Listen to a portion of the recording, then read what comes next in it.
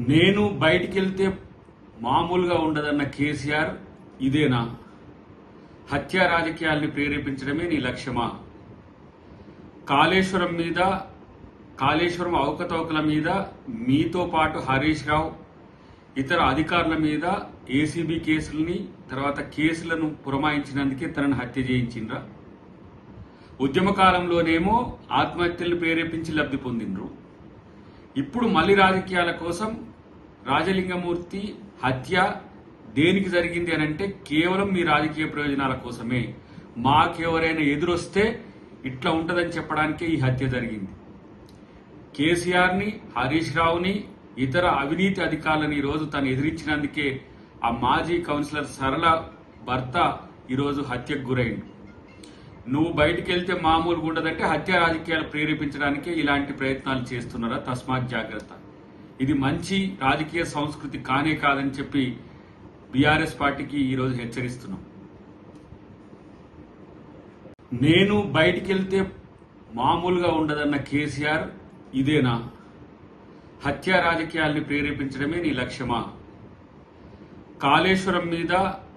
కాళేశ్వరం అవకతవకల మీద మీతో పాటు హరీష్ రావు ఇతర అధికారుల మీద ఏసీబీ కేసుల్ని తర్వాత కేసులను పురమాయించినందుకే తనను హత్య చేయించిండ్రా? ఉద్యమకాలంలోనేమో ఆత్మహత్యలను ప్రేరేపించి లబ్ధి పొందిండ్రు. ఇప్పుడు మళ్లీ రాజకీయాల కోసం రాజలింగమూర్తి హత్య దేనికి జరిగింది అనంటే కేవలం మీ రాజకీయ ప్రయోజనాల కోసమే. మాకెవరైనా ఎదురొస్తే ఇట్లా ఉంటదని చెప్పడానికే ఈ హత్య జరిగింది. కేసీఆర్ని, హరీష్ రావుని, ఇతర అవినీతి అధికారులను ఈరోజు తను ఎదిరించినందుకే ఆ మాజీ కౌన్సిలర్ సరళ భర్త ఈరోజు హత్యకు గురైండు. నువ్వు బయటికెళ్తే మామూలుగా ఉండదంటే హత్యా రాజకీయాలు ప్రేరేపించడానికే ఇలాంటి ప్రయత్నాలు చేస్తున్నారా? తస్మాత్ జాగ్రత్త. ఇది మంచి రాజకీయ సంస్కృతి కానే కాదని చెప్పి బీఆర్ఎస్ పార్టీకి ఈరోజు హెచ్చరిస్తున్నాం. నేను బయటికెళ్తే మామూలుగా ఉండదన్న కేసీఆర్ ఇదేనా? హత్యా రాజకీయాల్ని ప్రేరేపించడమే నీ లక్ష్యమా?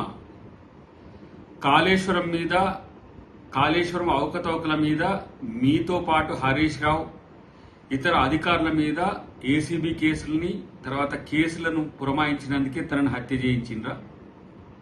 ఉద్యమకాలంలోనేమో ఆత్మహత్యలను ప్రేరేపించి లబ్ధి పొందిండ్రు.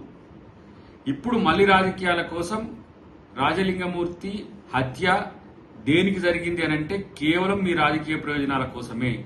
మాకెవరైనా ఎదురొస్తే ఇట్లా ఉంటదని చెప్పడానికే ఈ హత్య జరిగింది. కేసీఆర్ని, హరీష్ రావుని, ఇతర అవినీతి అధికారులను ఈరోజు తను ఎదిరించినందుకే ఆ మాజీ కౌన్సిలర్ సరళ భర్త ఈరోజు హత్యకు గురైండు.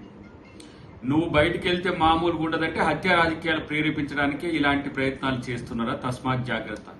ఇది మంచి రాజకీయ సంస్కృతి కానే కాదని చెప్పి బీఆర్ఎస్ పార్టీకి ఈరోజు హెచ్చరిస్తున్నాం.